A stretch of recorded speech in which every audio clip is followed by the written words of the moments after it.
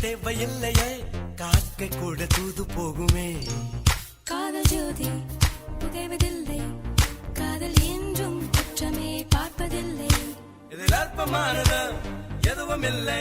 இந்த நுட்பம் பொறுக்க புரியவில்லை வானும் மண்ணு மாறியே போகும்